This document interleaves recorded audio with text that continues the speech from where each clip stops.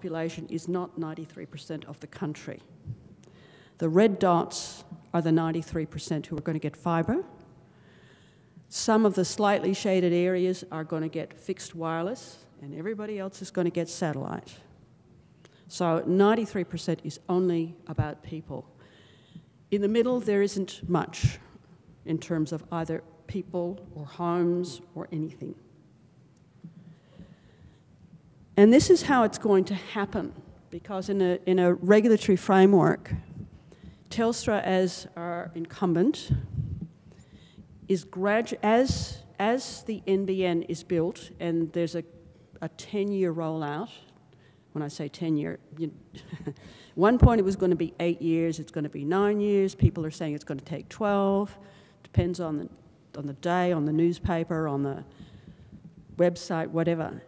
But over a period of time, as NBN Co builds the local access network, then on the left you see what Telstra is going to be doing. And this is actually covered by, right now there's what's called a financial heads of agreement between NBN Co and Telstra. They're supposed to have finalised the agreement. They haven't yet. But this is essentially going to be what it's about, which is, as the NBN Co is built, gradually Telstra disconnects its customers on its local access network on the copper. They are migrated, both on the copper is on the left, and the HFC, that's the hybrid fibre cable, that's the pay TV network. Those customers are going to be migrated over to the NBN. However, Telstra is still going to own the ducts, the pits, the conduits, the backhaul, and the exchanges. So in fact, NBN Co is going to be using, under this agreement, Telstra's basic infrastructure to construct the NBN. But some of the language that talks about the structure of the arrangement says Telstra is structurally separated. It's not. It still has its mobile wireless network, it still has its mobile services, and it still has all of the underpinning facilities. And all NBN Co is going to own is the fibre. Plus, it might put in some backhaul fibre in areas where there is not competitive backhaul fibre. So for those of you who are interested in the kind of regulatory changes that we are going through, they look something like this. Under the legislation, the NBN company and any other companies that it folds into its own corporate structure will only be allowed to sell to carriers, and carriers in Australia are defined as really the owners of infrastructure that provides public services, or carriage service providers. And again, that's service providers that provide retail services to the public. There are exceptions, and the exceptions are largely things that are covered by current legislation anyway, such as the Defence Department. NBN Co can sell directly to them, some utilities, but by and large, that exception had to be very tightly drawn because the other major players were saying, we don't want NBN Co to be taking away our possibilities of selling directly to corporate Australia, because it's a very lucrative market for them. The next dot point, NBN Co, its access agreements with service providers have to be on their website. And other providers must have access on the same terms and conditions in similar circumstances. And that sounds great, except we've looked at the beginning release of some of NBN Co's products and services, and they had a nice price list. And then at the bottom, it said, well, these terms and conditions can change at any time. So you wind up with accountable, transparent uncertainty. you know? Not sure that's the win. The similar circumstances, again, is one of those areas that you worry about, because does similar circumstances mean you have to be the same size or not? What are those circumstances? And we haven't tested that, so it's the competition regulators got some task ahead in terms of what does that mean in terms of who gets access on the same terms and conditions as somebody else. No discrimination between access seekers was another hotly contested, hotly discussed, highly debated in Parliament. What does it mean by no discrimination? The only things that actually are now allowed in the legislation are if NBN Co deals with an access seeker that has a very poor financial record, that has been shown to not meet its obligations in many circumstances, NBN Co is allowed to say, I won't deal with you. But there were other grounds that were in the initial legislation that have been eliminated. So that's actually quite a strong piece of the legislation. We're hoping that it won't be watered down further, but it may be.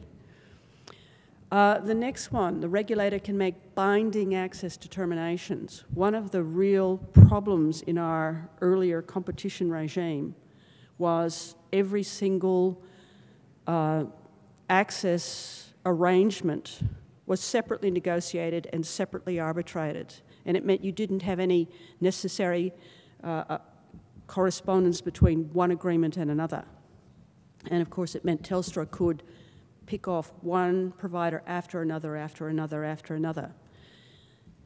Our regulator, our competition regulator, can now make binding access determinations over a whole class of services.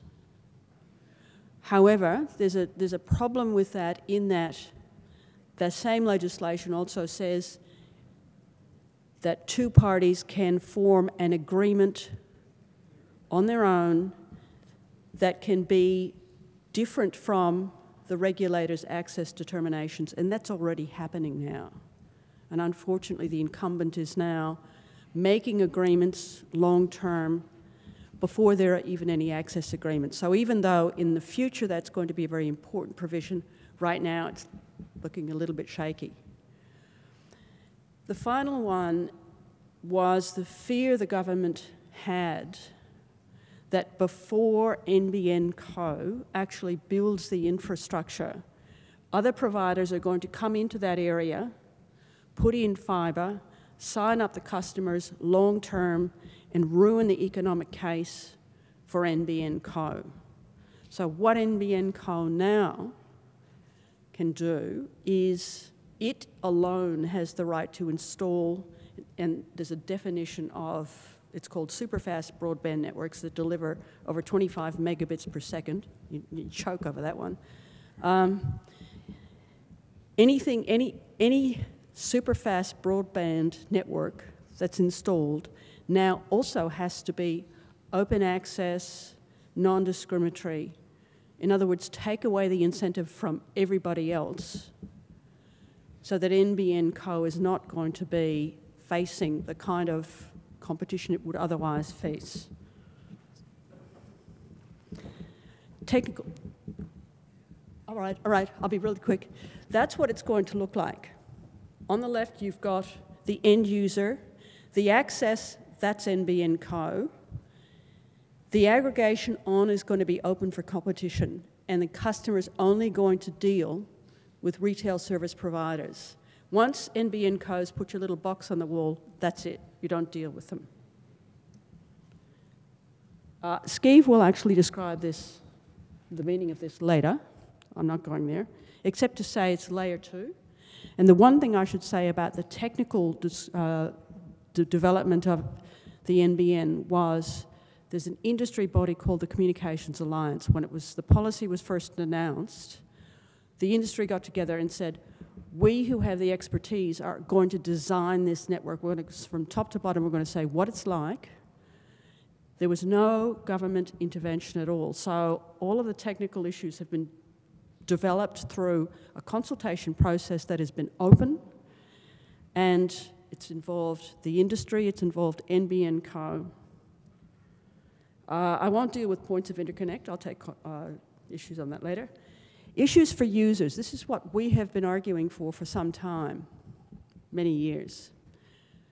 There's got to be available broadband, particularly for rural and remote Australia where it's not. There are real accessibility issues because, in fact, NBN Co is going to be providing service over IP, and there's existing equipment that won't work, that's used by people with speech and hearing impairment. There are affordability issues, which we don't know about yet because we don't know final pricing, but we have argued for a competitive market and choice not only of services, but of service provider. And the way that the NBN has been designed and regulated, in fact, those things have happened, and we're very happy about that. There are lots of issues for consumers, and I probably won't go into them, but the obvious ones. I'm a tenant, what if my owner doesn't want it? What if I only want a phone service? Do I have to pay for other stuff? Do I have to rewire my house?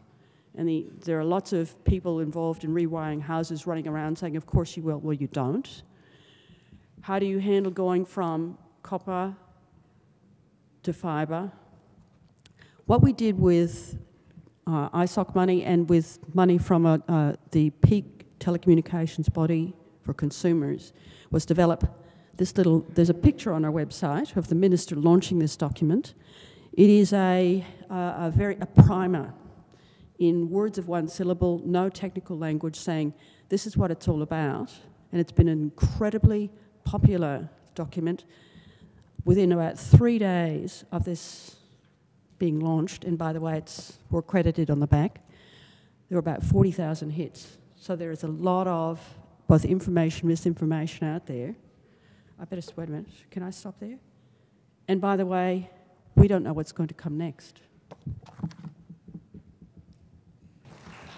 Do people have questions? I'm happy to take questions later if there isn't time now.